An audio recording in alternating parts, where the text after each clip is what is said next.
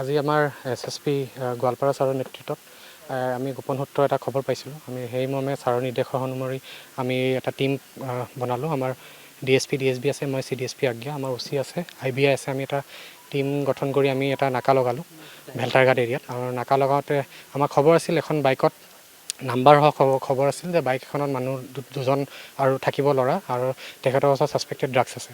সেইমৰ্মে আমি নাকা লগাওঁতে তাহাঁতি অলপ পলোৱাৰ চেষ্টা কৰিলে, হ'লেও আমাৰ ল'ৰাখিনিয়ে খেদি মেলি ধৰিলোঁ আমি। ধৰাৰ পিছত আমি দুজন ল'ৰা পালোঁ। এজনৰ নাম মনোৱাৰ হুছেইন আৰু এজনৰ নাম চাহিদুল ইছলাম।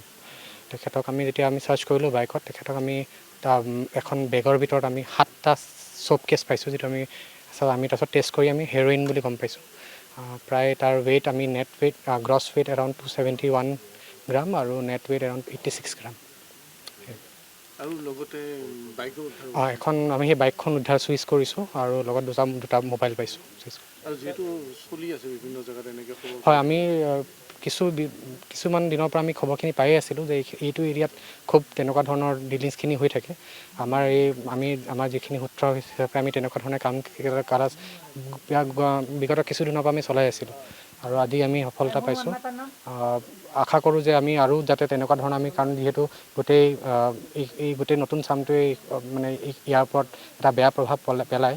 আমি চেষ্টা কৰিম যাতে ফিউচাৰত আমি যাতে এনেকৈ অপাৰেশ্যনছখিনি কেৰি কৰি থাকিব পাৰোঁ। ক'ব লাগে এইখিনি ড্ৰাগছৰ কবলত পৰি যুৱ প্ৰজন্ম প্ৰায় ধ্বংসৰ গৰাহত।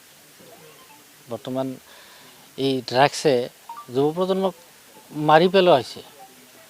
আজিৰ যি অভিযান আমাৰ গোৱালপাৰা SP ছাৰৰ নিৰ্দেশ মৰ্মে গোৱালপাৰা আমাৰ অভিলাষ বৰুৱা ছাৰৰ যিটো টীম, এই টীমে আজি যিটো কাম কৰিলে, এনেকেই যদি অব্যাহত থাকে তেনেহ'লে আমি আশা কৰোঁ যে ড্ৰাগছ নিৰ্মূল হোৱাতে বেছি সময় নালাগিব। প্ৰশাসনৰ এই আজিৰ যি পদক্ষেপ, আজিৰ বুলি নহয়, পদক্ষেপ লৈছে তেওঁলোকে আগৰ পৰাই।